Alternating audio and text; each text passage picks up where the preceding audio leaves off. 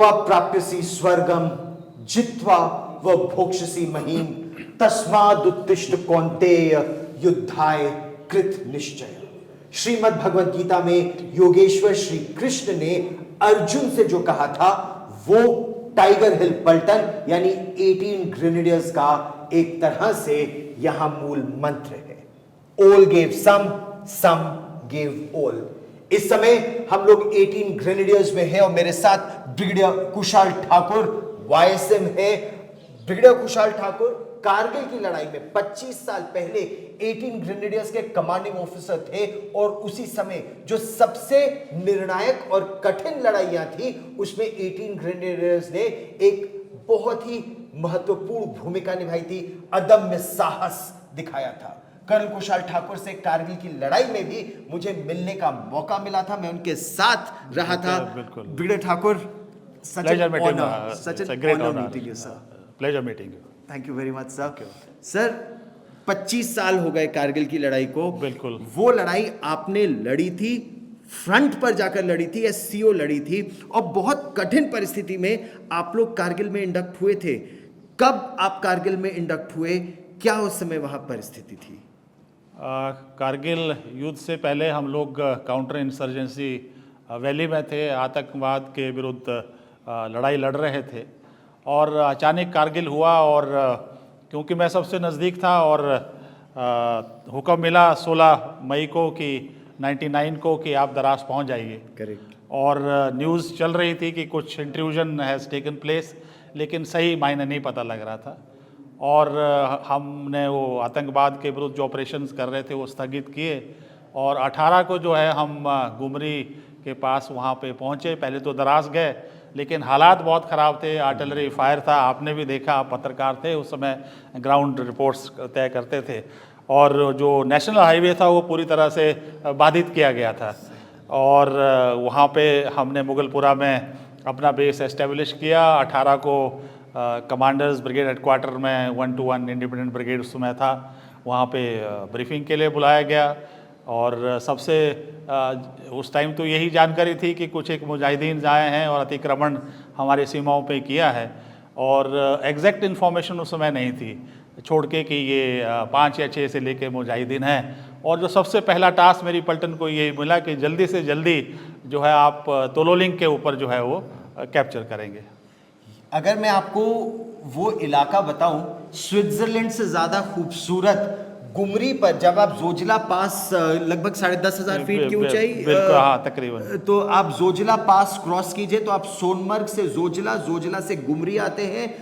बेहद खूबसूरत, एक तरफ नदी बह रही है, दूसरी तरफ ऊंचे ऊंचे पहाड़, जबरदस्त हरियाली, पेड़ नहीं बस हरियाली, और उसके बाद वो ऊंचे ऊंचे पहाड़ जो 17 से 18,000 फीट की ऊंचाई पर, और उन पहाड़ियों पर कहां टाइगर हिल, कहां तोलोलिंग, पाकिस्तान आकर बैठ गया था। और तोलोलिंग में तो वो जो नेशनल हाईवे जो रोड जा रही थी उसको अपनी आंखों से देख के फायर कर सकता था। हाँ बिल्कुल, तोलोलिंग जो आपका या टाइगर हिल है, दोनों में भारी मोर्चाबंदी थी पाकिस्तानियों की और जो नेशनल हाईवे जो श्रीनगर, जोजिला, दरास और कारगिल होके ले जाता था उसको बाधित किया गया था जी। और लिहाजा जो आपका लेह और लद्दाख के लिए जो लाइफलाइन मानी जाती है उसको दुश्मन ने कट ऑफ किया जाता, तो इसलिए ज़रूरी था कि जो दबाव तोलोलिंग और टाइगर हिल के ऊपर है और वहाँ पे जो दुश्मन उसको हटाया जाए ताकि जो लाइफलाइन जो बंद हो चुकी है उसे खोला जाए।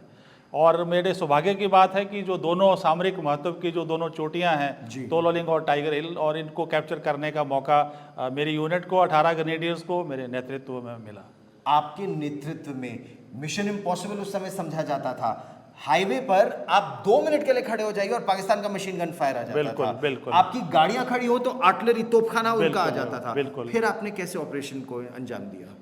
क्योंकि अब ये कहा गया था कि जल्दी से जल्दी इसको करना है, हमने कुछ समय मांगा तो नेचुरली हालात ऐसे थे वो समय नहीं दिया जा सकता था, तो रिकॉनेसेंस के लिए भी पूरा टाइम नहीं मिला, प्रेपरेशंस के लिए भी पूरा टाइम नहीं मिला, और आर्टिलरी जो थी वो भी एडिक्वेट नहीं थी, और स्नो क्लोथिंग वगैरह का भी प्रॉब्लम्स थी। लेकिन हम वैली में थे और जब हमें बोला गया कि 5 या 6 आतंकवादी है तो हमने कहा कोई मुश्किल नहीं, हम इसको कर लेंगे। लेकिन जैसे जैसे हमने हमला शुरू किया 22 मई को, और मुझे इस सारे ऑपरेशन में दिन रात करके 22 दिन का समय लगा।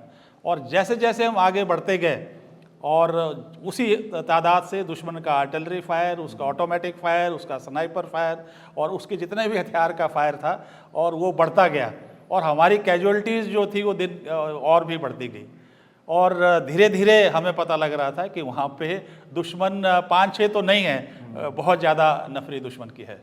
बहुत ज्यादा नफरी दुश्मन की है। मतलब सेना की टोली या टुकड़ी जिस पहाड़ पर चढ़ने की कोशिश करती थी, पहाड़ पर चढ़ना आप कहीं से भी नहीं चढ़ सकते, एक रास्ता है, उस रास्ते से चढ़ने की कोशिश करते थे और ऊपर से इफेक्टिव मशीन गन फायर आता था। यानी दुश्मन ने अच्छी साइटिंग कर रखी थी। तो ये आतंकवादियों की साइटिंग नहीं हो सकती, ये आर्मी की साइटिंग थी और इन वीरों ने अपने प्राणों का सर्वोच्च बलिदान दिया। मैं चाहता हूं ब्रिगेडियर साहब, आप हमें बताइए कि कैसे कैसे किस किस दिन किस किस ऑपरेशन को अंजाम दिया गया। जब मैं आपसे मिला तो बहुत कठिन परिस्थिति उस समय, क्योंकि दुश्मन बहुत हावी था एक तरह से देखा जाए भारतीय सेना पर उस परिस्थिति में। जी। ये वो रणबांकुरे और वीर योद्धा है जिनके लिए आज हम यहाँ विजय जो ज्योति हॉल है यहाँ पे इकट्ठे हुए हैं। हम इनको नमन करते हैं और इनकी वजह से जो है आज का दिन हम मना रहे हैं। और जैसे कि शायद आपको मालूम है कि तोलोलिंग और टाइगर हिल की लड़ाई में मेरे 2 ऑफिसर्स, कर्नल विश्वनाथन जो आप देख सकते हैं मेरे सेकंड इन कमांड थे, मेजर राजेश अधिकारी जो यहाँ पर हैं आप उनको देख सकते थे, मेरे 2 जेसीओज सूबेदार रणधीर सिंह और सूबेदार लाल सिंह, और बहुत अच्छे एनसीओज और जवान जो मेरे 18 ग्रेनेडियर्स के परिवार थे, वो उन्होंने शहादत दी मेरे हुक्म के ऊपर और मुझे बहुत गर्व है। और आज जब मैं पलटन में आया हूँ मुझे बहुत खुशी है आज जवानों का उत्साह देख के। और आज जो है इस दिन की शुरुआत जो चीफ ऑफ डिफेंस स्टाफ थे उन्होंने सैनिक सम्मेलन में एड्रेस करके सबको संबोधित किया। बहुत सारे पूर्व सैनिक और वीर नारियाँ हमारे बीच में थी और ये हमारी एक किस्म से आप कहिए कि धरोहर है, हमारी विरासत है जो जिसे आप यहाँ पे देख रहे हैं। सही बात है। मेजर राजेश सिंह अधिकारी महावीर चक्र से उनको सम्मानित किया गया और वो भी मरणोपरांत। मेजर राजेश सिंह अधिकारी 25 दिसंबर 1970 उनका जन्म हुआ, 30 मई 1999, 30 मई यानी 26 मई को ऑपरेशन विजय शुरू हुआ था। 4 दिन में तोलोलिंग के ऑपरेशन पर आगे बढ़ते हुए मेजर राजेश अधिकारी ये 2 मैकेनाइज थे, मेरे पास अटैच थे और ये भाग्य की विडंबना है कि इनकी अटैचमेंट जून में ख़त्म थी, लेकिन इस दौरान ये युद्ध हो गया और इनकी नई नई शादी हुई थी। और युद्ध इतना भयानक था कि मैंने इनको 2 बार दरास में हेलीकॉप्टर जो थे उनके साथ भेजा MMG माउंट करके कि तोलोलिंग के ऊपर फायर करने के बाद, और उसके बाद 29 और 30 की रात को इन्होंने तोलोलिंग के ऊपर हमला किया और जिसमें ये शहीद हुए और बहुत ही बहादुरी के साथ ये लड़े, जिसके लिए इनको महावीर चक्र से सम्मानित किया गया है। इसी तरह कर्नल विश्वनाथन जो मेरे सेकंड इन कमांड थे, हालांकि ये सेकंड इन कमांड था, इनका कोई वो जिम्मेवारी नहीं बनती थी कि वो हमले में जाएं, लेकिन हालात इतने मुश्किल थे, दुश्मन का फायर इतना मुश्किल था कि सफलता स्पर्श के अलॉन्ग हम तो कामयाब करते गए, लेकिन जो आखिर में जो बंकर था उसकी वजह से हम आगे नहीं बढ़ पा रहे थे। तो इसलिए निहायत ही ज़रूरी था आखिर में ये, और मैं खुद जब मैंने कहा कि भाई मैं हमले में जाऊंगा और जो मेरी क्यूआरटी है, जो मेरे सीओज की पार्टी है और एक बहुत अच्छे अच्छे जेसीओ जैसे सूबेदार रणधीर सिंह हैं, हवलदार रमुका, जिनको दूसरी कंपनी से मैंने सारे इकट्ठे किए। तो उस टाइम कर्नल विश्वनाथन ने मुझे कहा कि जब आप हमले में जा रहे हो मैं पीछे कैसे रह सकता हूँ, मतलब ये उनके अंदर थे और उन्होंने इस अटैक को लीड किया। और इस अटैक को लीड करने के बाद दुश्मन का जो बंकर था वहाँ पे बर्बाद किया और इनको भी गोली लगी। और लेकिन आप देखिए किन कठिन परिस्थितियों में था, हम मेडिकल एड प्रोवाइड नहीं कर सकते थे, हमले जो है वो केवल रात के समय होते थे, दिन के समय आपको पता है वहाँ पे तो छुपने के लिए घास का भी तिनका नहीं है। मूवमेंट अलोंग द स्पर होती थी जिसपे कि आपको पता है डिप्लॉयमेंट बहुत सेक्शन ज़्यादा से ज़्यादा प्लाटून की होती थी और दुश्मन उन्हीं पे MMG और मशीन गन्स जो है वो कंसंट्रेट करके रखता था। तो उसमें इन्होंने बहादुरी दिखाते हुए अपने जीवन का सर्वोच्च बलिदान जो है, मेरी गोद में जब इनको चोट लगे और उनको हम पीछे लाए तो मुझे बहुत दुख है, क्योंकि कर्नल विश्वनाथन एक बहुत बड़े आउटस्टैंडिंग ऑफिसर्स थे, काउंटर इंसर्जेंसी में मेरे साथ थे और 18 ग्रेनेडियर्स में एक छोटे भाई और बड़े भाई की तरह हम साथ रहे, पले पोसे। और ये स्टाफ कॉलेज थे और बहुत आउटस्टैंडिंग इनका कैरियर था, लेकिन हमने इनको इस लड़ाई में खो दिया। और इनकी बात थी कि एक सैटेलाइट फ़ोन आया था बात करने के लिए, अपनी पत्नी से बात कर सकते थे, लेकिन इन्होंने कहा नहीं, पहले जवान बात करेंगे। और दुर्भाग्य ये था कि वो उसकी बैटरी डिस्चार्ज हो गई, बल्कि ये शहीद होने से पहले अपने घर में भी बात नहीं कर पाए। ये रिपोर्ट मैंने उस समय भी की थी, और आप सोचिए जब ये बात करते हैं तो आंखों में अपने आप आंसू भी आ जाते हैं, रोंगटे खड़े हो जाते हैं। वीरता इनकी इतनी ज्यादा, सोचिए कि 2IC ऑपरेशन में जा रहे हैं, जितने जवान हैं वो अपने परिवार से बात कर ले, और वो ठंड उस समय बहुत थी, टेम्परेचर बिल्कुल बिल्कुल माइनस। ऐसे भी आप जानते हैं द्रास सबसे जो सेकंड प्लेस है। और परिस्थिति उस समय ये थी द्रास में कि आपके मोबाइल फोन में, आपके सैटेलाइट फोन में बैटरी अगर दिल्ली या मुंबई या किसी और देश के भाग में 4 घंटे चलती थी, तो वहां सिर्फ 40 मिनट चलती थी। क्योंकि सर्दी में, ठंड में, बर्फ में बहुत जल्दी मोबाइल डिस्चार्ज हो जाता है या सैटेलाइट फोन डिस्चार्ज हो जाता है। इन्होंने हर जवान को जो ऑपरेशन में जा रहा था बोला, नहीं पहले तुम बात करो। जब इनका नंबर आया तब तक बैटरी डिस्चार्ज हो चुकी थी, और ये सब हम लोगों ने उस समय रिपोर्ट भी किया था। लेकिन आपने हार नहीं मानी, इतनी रिवर्सल्स, इतने सेटबैक्स के बाद आपने रिन्यूड विगर के साथ तोलोलिंग के लिए ऑपरेशन को अंजाम दिया। बिल्कुल। फिर क्या हुआ कि जब 2IC शहीद हो गए तो इंडियन आर्मी बिकेम वाइजर कि भाई ये मुजाहिदीन आतंकवादी नहीं है। और तब तक जो था आपका 8 mountain division under general Mahendrapuri, ये इंडक्ट हो चुका था, और पहले जून से लेके तो उन्होंने तकरीबन 2 हफ्ते का समय लिया तैयारी करने के लिए। बोफर्स वर बिल्डिंग अप, उनका बिल्डअप शायद 5 जून के आसपास तक पूरा हुआ। और बोफर्स जो है डायरेक्ट फायर रोल में इस्तेमाल की गई। ट्रुप्स को और ज़्यादा बुलाया गया, जो रिसोर्सेज थे उनको ज़्यादा लगाया। और 12 और 13 जून को 2 राजरिफ के साथ जिनको हमने फर्म बेस प्रोवाइड किया, और दूसरी जो गाइडेंस और जो हेल्प होती है वो प्रोवाइड करने के बाद ज्वाइंटली जो है 12 या 13 रात को जो है तोलोलिंग पे विजय प्राप्त की। और इस युद्ध में बहुत भारी कीमत दोनों यूनिट्स को चुकानी पड़ी। 2 ऑफिसर, 2 JCOs और 21 जवान मेरे शहीद हुए, और 10 जवान ऑफिसर, JCOs और जवान जो है वो 2 राजरिफ के शहीद हुए इस लड़ाई के लिए। लेकिन ये एक बहुत बड़ी साइकोलॉजिकल या टर्निंग पॉइंट या एक नया मोड़ इस लड़ाई में आया। उसके बाद इंडियन आर्मी का मोराल बहुत हाई हुआ, देशवासियों का। आप लोगों की वजह से कारगिल का पूरा जो युद्ध था वो अपने ड्राइंग रूम्स और घरों में देखते थे, और उनका भी जो मोराल था देशवासियों का वो बढ़ा। और जिसकी वजह से जो बाकी पीक्स और रिजेस थे, चाहे वो बख्शो में हो, चाहे बटालिक में हो, कारगिल में हो, उनको फिर आसानी से जीता गया। ये बहुत महत्वपूर्ण बात है। मैं आपको बताता हूँ, जून के पहले हफ्ते में जैसा ब्रिगेडियर ठाकुर आपको बता रहे हैं, हम लोग द्रास हाईवे पर ही थे, और हम लोग देखते थे कि हमारे जवान ऊपर चढ़ते हुए जा रहे हैं।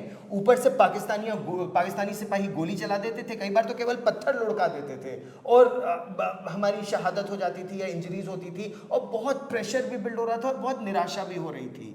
लेकिन 12-13 जून की रात, उससे पहले मैंने अपनी आंखों से आपको ऑपरेशंस में जाते देखा है। मैंने अपनी आंखों से वहां पर उस हाईवे पर 100 तोपे आप सोचिए, उस पूरे 20-30 किलोमीटर के इलाके में हाईवे पर लगी 155 मिलीमीटर बोफोर्स तोपे, 130 मिलीमीटर एंटी टैंक तोपे लगी थी, वो भी डायरेक्ट फायरिंग मोड पर, 105 मिलीमीटर इंडियन फील्ड गन या लाइट फील्ड गन, और 100 तोपे जब एक साथ रात में गरजी। आप वो अंदाजा लगाइए कि रात का अंधेरा, गुप्त अंधेरा, वहां पर कोई स्ट्रीट लाइट नहीं, कोई और लाइट नहीं, घरों में कोई लाइट नहीं, कुछ नहीं, गुप्त अंधेरे में दुम दुम दुम दुम दुम दुम दुम दुम करके नॉन स्टॉप तोपे गरज रही थी। तोलोलिंग के ऊपर वो तोपे गरज रही थी, और उसके बाद भारतीय सेना के सिपाही ऊपर चढ़ रहे थे। और 13 जून की सुबह वो पहली गुड न्यूज आई कि पाकिस्तानियों को पीछे खदेड़ दिया है।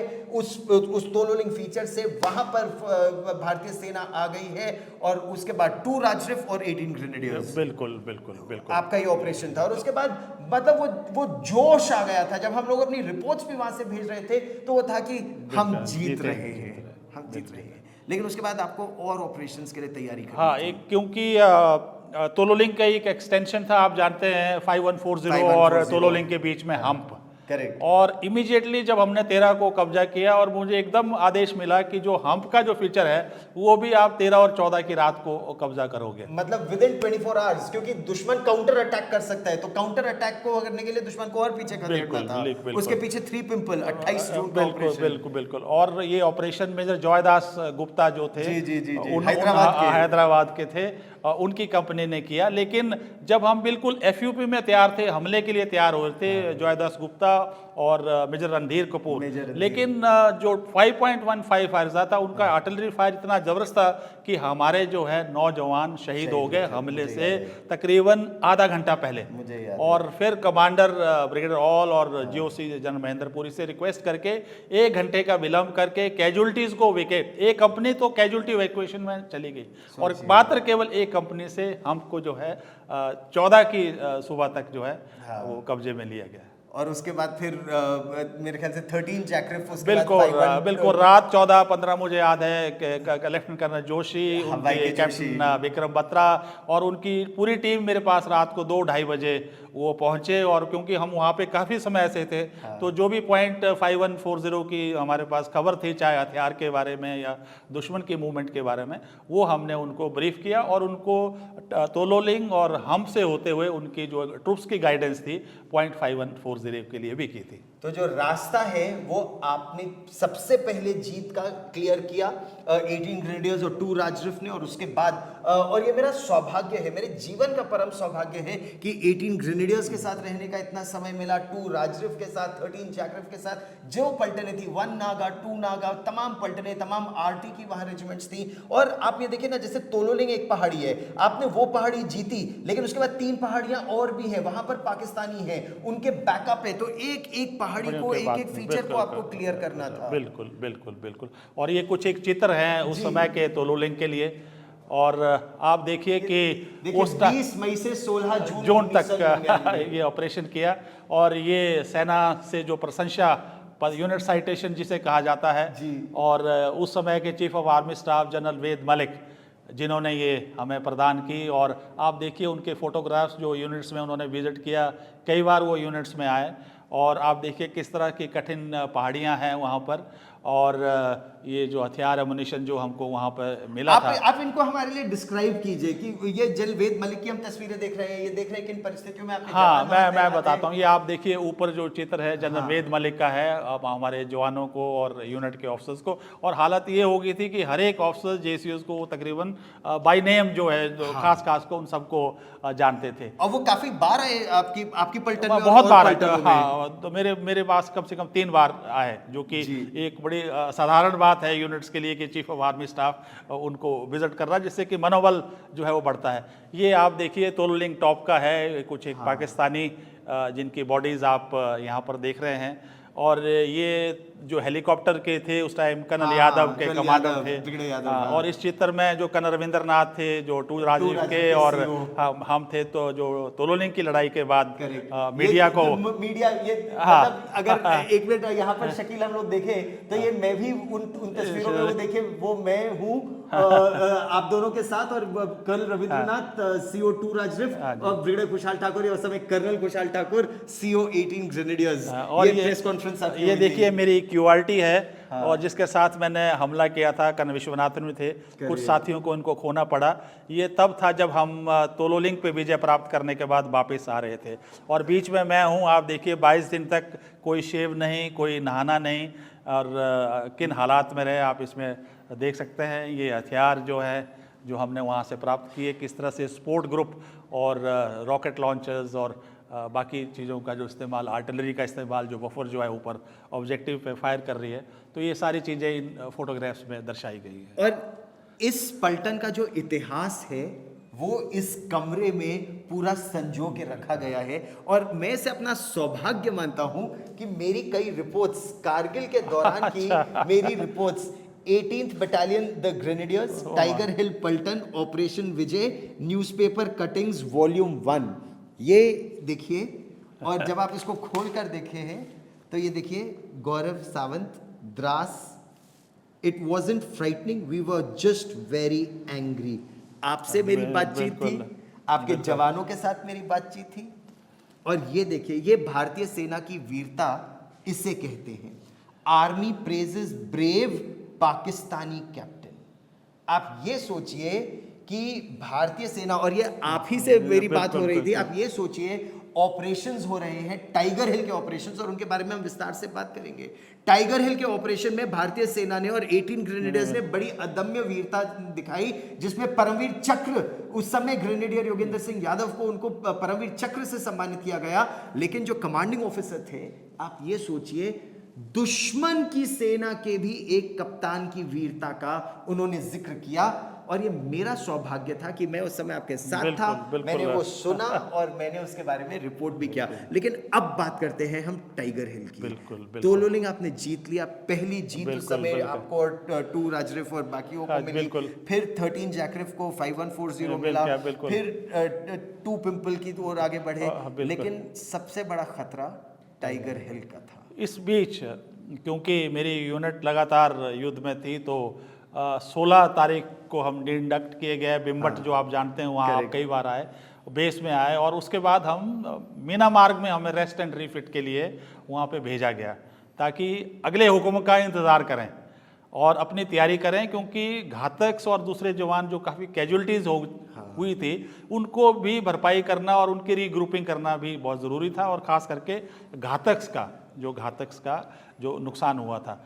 और 24 जून 99 में हमें वार्निंग ऑर्डर आया कि अब आपको टाइगर हिल की तरफ जो है हमला करना है। आप ये सोचिए कि आपने 13 जून को पहली बड़ी जीत में भाग लिया, उसके बाद आप लगातार और ऑपरेशंस में हैं, तो रेस्ट एंड रिक्यूपरेशन के लिए कितने दिन मिले? 48 घंटे? नहीं, एक हफ्ता भी नहीं? वहाँ नहीं, हफ्ते से ज्यादा, मतलब 16 तारीख से लेके 24 तक, बैरली 10 दिन। हाँ जी, 8-10 दिन।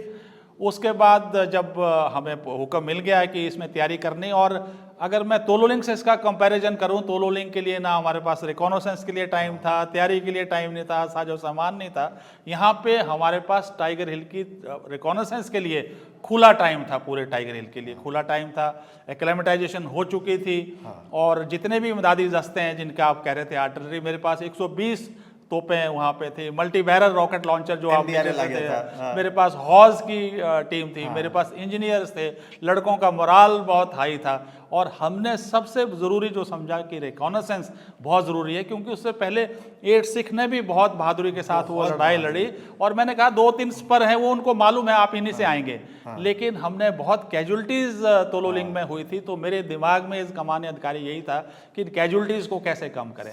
और जो इसमें हमने जो रणनीति बनाई वो यही थी कि किस तरह से ये जो घातक हैं, पीछे के रास्ते से एक आगे से मल्टी डायरेक्शनल अटैक दिखाते हुए, और घातक को जो है टाइगर हिल टॉप के ऊपर सरप्राइज के साथ किस तरह पहुंचाया जाए, और ये रणनीति काम आई। टाइगर हिल, नाम भी टाइगर हिल, लोकेशन भी ऐसा कि जो द्रास ब्रिगेड है उस तक को डोमिनेट करता है। यहां पर एक बार आप गुमरी से नीचे आए तो वहां से वो आपकी हर गाड़ी को गिन सकता है कितने ट्रक आ रहे हैं। और अपने उसका जो पाकिस्तान का आर्टिलरी ओपी था, वो तोपखाने को डायरेक्ट करता था कि कहां पे तोप के गोले गिराने हैं। तो टाइगर हिल और पूरा आगे तक वो डोमिनेट करता है टाइगर हिल से बैठकर हमारे हाईवे। और मैं ये बताना चाहता हूं, जब इनिशियल में जो हमारे एडमिनिस्ट्रेटिव जो दस्ते थे, और जो हेलीकॉप्टर यूनिट था, पंडरास एक गांव आता है, गांव था, वहां पे उन्होंने लगाया था बहुत अच्छी तरह से, लेकिन उनको नहीं मालूम था कि डायरेक्ट एनिमी फायर में था। और बाद में फायर हुआ इतना कि वहां से उस शिप को शिफ्ट करना पड़ा। बहुत मतलब ये इंटेंसिटी थी वहां की और एक्यूरेसी थी आर्टिलरी फायर के, क्योंकि उन ऊंची चोटियों से वो आपको अच्छी तरह से देख सकता था। आप ये सोचिए, पाकिस्तान फरवरी में आपसे दोस्ती कर रहा था, गले मिल रहा था, और अप्रैल मई में आपकी पीठ में खंजर भोंक रहा था। ये पाकिस्तान का डीएनए 1999 में साफ हो गया था। खैर, टाइगर हिल की आपने तैयारी की। टाइगर हिल में 8 सिख ने एक तरफ से ऑपरेशन किया। 8 सिख जो थी वो शुरू की यूनिट थी, और उन्होंने हमको फर्म बेस दिया, और बहुत कैजुअलिटीज हुई। कैजुअलिटीज 3 और 4 जो आज का दिन है, 4 जुलाई का, और जो मेरे घातक थे, मैंने कहा कि सरप्राइज एलिमेंट बहुत ज़रूरी था। वो जो टाइगर हिल के आप देखते हैं तकरीबन 16,500 फीट की हाइट पे है, पूरा द्रास बाउल को डोमिनेट करता है, और उधर एनिमी साइड को डोमिनेट करता है, नेशनल हाईवे को डोमिनेट करता है। और बहुत कठिन चढ़ाई थी। तो इसमें जो आगे की कंपनी थी उसमें तो हमने मूवमेंट दिखाई ही दिखाई, लेकिन जो घातक थे, लेफ्टिनेंट बलवान जो घातक कमांडर थे, योगेंद्र यादव जो लीड कर रहा था, जो घातक का सब यूनिट था, और 18 साल का बच्चा 18 साल का बच्चा और महज 2 या 3 महीने की नौकरी, लेफ्टिनेंट बलवान महज 1.5 साल की नौकरी, कैप्टन सचिन नेवालकर 3 से 4 साल की नौकरी। इन लड़कों ने बहुत, जितनी भी मैं इनकी तारीफ करूं वो बहुत कम है। इतनी कठिन परिस्थितियों में मैंने कभी इनके चेहरे पे मायूसी कभी नहीं, कभी नहीं, इनके मुंह से नहीं, कभी मुस्कुराते हुए मायूसी नहीं देखी। और उस कठिन रास्ते से, उस ग्रेडियंट के इलाके से जो ये घातक हैं, ये ऊपर चढ़ने में कामयाब हो गए। और इधर से जो डेल्टा कंपनी थी सचिन नेवालकर की, वो दबाव बना के और वो खबलाहट में हो गया कि दुश्मन हमारे पीछे कैसे आ गया। और उसके बाद कई लोकल काउंटर अटैक्स जो आए, क्योंकि टॉप तो हमने कब्जे में कर लिया, लेकिन लोग, और उस टाइम मैसेज ये चला गया था, अगर आपको याद हो, पाकिस्तान ये कहता था कि टाइगर हिल की जो लड़ाई है, it will be mother of all battles. कहने का मतलब किसी भी हालात में हम इसको नहीं देंगे। और 7 काउंटर अटैक किए थे हाँ, और बिल्कुल, और ये चली गई और उनको हैरानी थी। तो जो इनका कंपनी कमांडर नीचे जो रॉकी नॉब के इलाके में था, उसको ये हुक्म दिया गया कि टाइगर हिल, तो चला गया, न्यूज पूरे उसमें चली गई। और इसके 2 हुए, आप देखिए उस टाइम नवाज शरीफ जो थे अमेरिका चले गए, इमीडिएटली बिल क्लिंटन की गोद में जा बैठे। और ये अटल जी थे, उन्होंने कहा कि मैं किसी सीज फायर को नहीं मानता हूं। तो 3 और 4 की रात को बहुत घमासान युद्ध हुआ। उससे पहले एयरफोर्स का इस्तेमाल किया गया था, आर्टिलरी ने बहुत मदद की। और मेरे जो आरटी ऑफिसर थे उस टाइम, मेजर बेवली जो मेजर जनरल हैं, उन्होंने बहुत अच्छा काम टाइगर हिल टॉप के ऊपर किया, जबकि उनके कई काउंटर अटैक्स हमारे ऊपर आए और हमारे 5 जवान जो है टाइगर हिल टॉप पे शहीद हुए, जिसमें कि घातक के भी एक सब यूनिट कमांडर थे हवलदार मदरदाल, और जिन्हें भी वीर चक्र से सम्मानित किया गया। और इसी तरह जो है एक बहादुरी के साथ जो है एक मौका मिला। और मैं धन्यवाद नहीं कर सकता उन जवानों का कि किस तरह से उन्होंने मेरे हुक्म पर, और इस लड़ाई में टाइगर हिल में हमारे 9 जवान जो है वो शहीद हुए। आप इस समय ब्रिगेडियर खुशहाल ठाकुर के चेहरे पर जो गर्व और जो मुस्कुराहट देख रहे हैं ना, कारगिल में भी ये मुस्कुराहट कभी उनके चेहरे से निकली नहीं थी। और मुझे कई बार ये लगता था कि इस तरह की खबरें आ रही हैं, इस तरह के कठिन ऑपरेशन है, और ये मेरा जीवन का बड़ा सौभाग्य रहा कि इन्होंने मुझ पर विश्वास किया कि टाइगर हिल का ऑपरेशन होने वाला है। ये जानकारी मेरे पास थी, लेकिन हमने मीडिया में इसको अपनी रिपोर्ट्स में कभी नहीं लिखा कि क्या तैयारी हो रही है, क्या रिकॉनेसेंस हो रहा है, किस तरह से आर्मी आगे जा रही है, किस तरह से हेलीकॉप्टर से रिकॉनेसेंस किया गया था, हेलीकॉप्टर से रिकॉनेसेंस किया गया था उस समय इस ऑपरेशन के लिए। और जो सीक्रेट प्लान था, जो मुझे भी ऑपरेशन के बहुत बाद पता चला, जो आपने पीछे से वार कराया पाकिस्तान की साइड से टाइगर हिल के स्पर पर, वो सोच क्या थी टाइगर हिल को जीतने के लिए? मैंने कहा ना, क्योंकि कैजुअलिटीज हमारी तोलो लिंक पे बहुत ज़्यादा हो चुकी थी, और जो स्पर्स थे वो तो अंडर ऑब्जर्वेशन दुश्मन के पहले से थे, तो इसलिए ज़रूरी था कि एक सरप्राइज एलिमेंट जो बहुत ज़रूरी है। और एक बात मैं ज़रूर कहना चाहूँगा कि जो वेस्टर्न रिज था आपका, जो सप्लाई लाइन थी, वो काटना मुश्किल हो गई थी, जहाँ पर 8 सिख की जो एक प्लाटून थी, जहाँ जिसकी आप बात कर रहे थे, और जिसमें उनकी काफ़ी कैजुअलिटीज़ हुई, और उसके भी उन्होंने बहुत अच्छा एक बहादुरी के साथ एक एक्शन 8 सिख ने वहाँ पे किया था। ये थी वीरता भारतीय सेना की इस ऑपरेशन में 18 ग्रेनेडियर्स की। ब्रिगेडियर खुशहाल ठाकुर, इस जीत का सेहरा तो आपके और आपके जवानों के सिर बंधता ही है, भारतीय सेना के सर, लेकिन कारगिल की वो एक क्या ऐसी मेमोरी है जो 25 साल बाद भी आपके साथ हमेशा रहेगी?